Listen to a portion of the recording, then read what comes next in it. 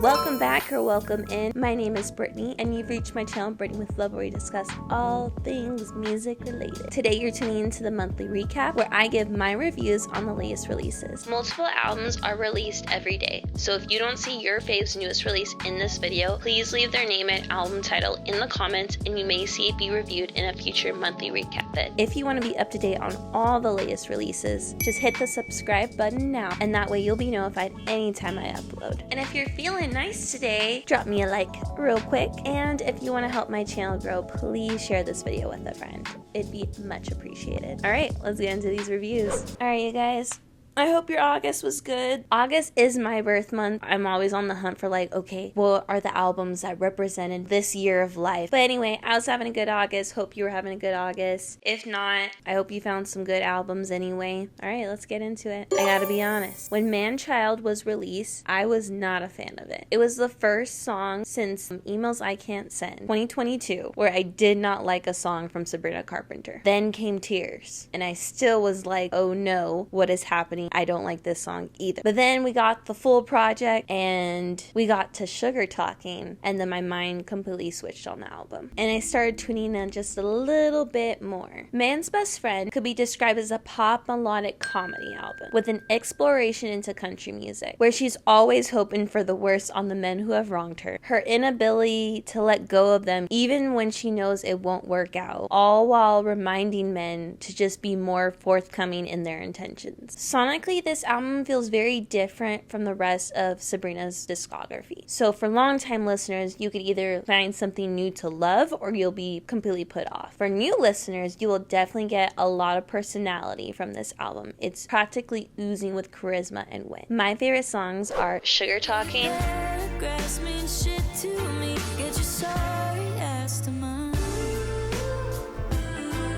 and When Did You Get Hot?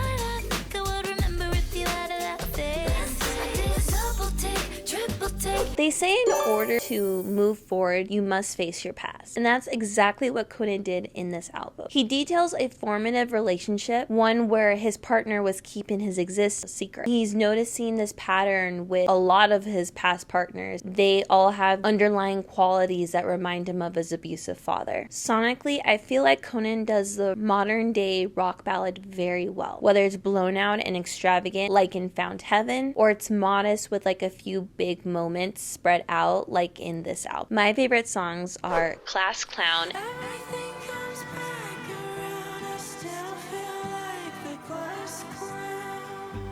and Nauseous.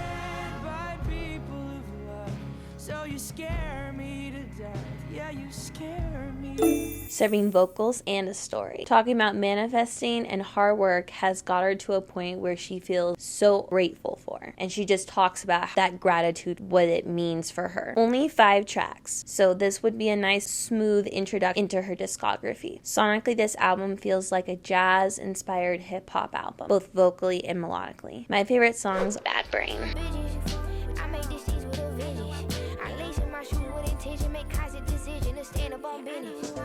and are Pop and Olive.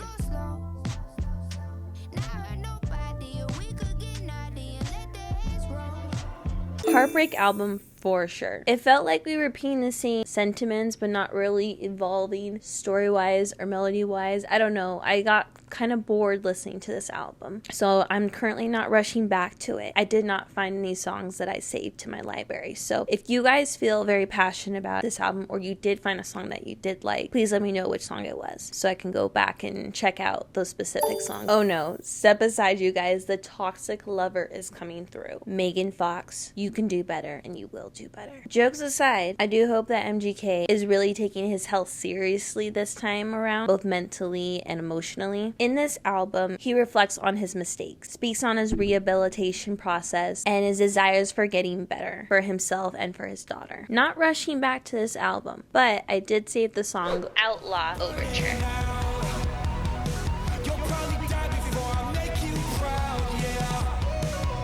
Remember that song that Renee did with Megan Thee Stallion, Not My Fault? Well, this new album, Bite Me, feels like it took all the components of Not My Fault and made a whole album around that sound and feel. When you take apart Not My Fault, you get laid back vocals, cool girl lyrics, and FU attitude tonally laid down across dance song instrumentals. The Renee you see in these press interviews is the same way she shows up in this album lyrically. Honestly, I wanted more emotional songs from Renee just because I think she does them so well. The dancey songs she does are usually lower on my song rankings for her, but I get it. Typically after a very emotional album like Snow Angel was, it's very normal for artists to want to go into the opposite direction for the next project. Not to say that this album was devoid of emotional songs, they were just more scarce compared to Snow Angel. But I do applaud Renee for once again showing up as the girl she's always been, an unapologetic baddie. Favorite songs are Shy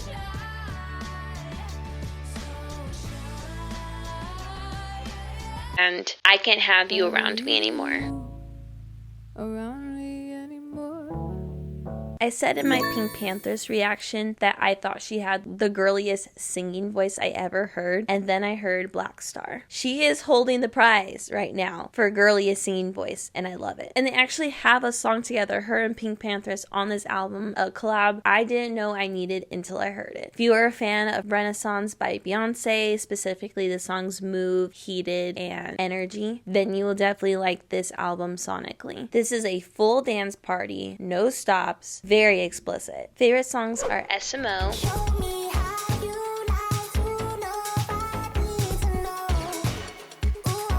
and Girly Pop.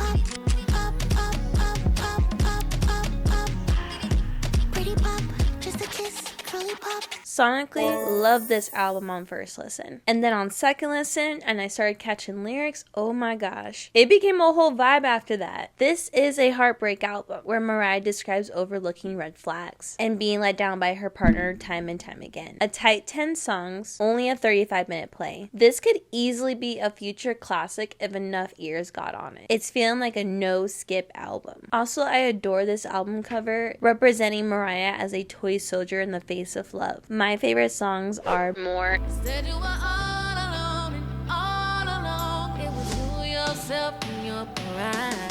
and Eternal Flame.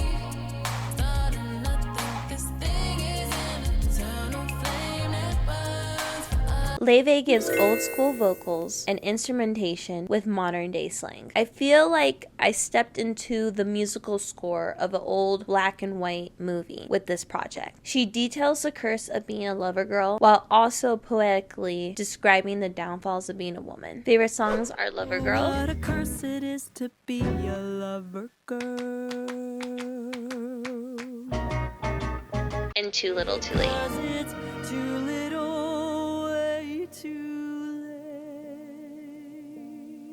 Alright, last up, Audrey is not being metaphorical in the least on this project, laying it out and giving the hard truths about her dating struggles, like trying to act unbothered when she goes out in public after a breakup, or calling that same ex up just to get a reaction because she's been bored since their breakup. All things we might have done, but are not so easily able to give up those truths to others in the way that Audrey is so freely able to do on this project. Favorite songs are Bowling Alley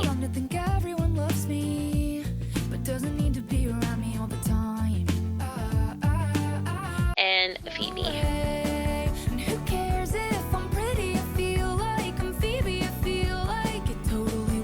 Alright, you guys, that's all the reviews I have for you today. Thank you for tuning in. If I didn't cover somebody's album that you really wanted to get a review, then definitely leave their name and album title in the comment and I'll try to get back to you. If you're feeling fancy, please leave this video a like. I'm hoping you all the best. Until next time, peace out, lovelies.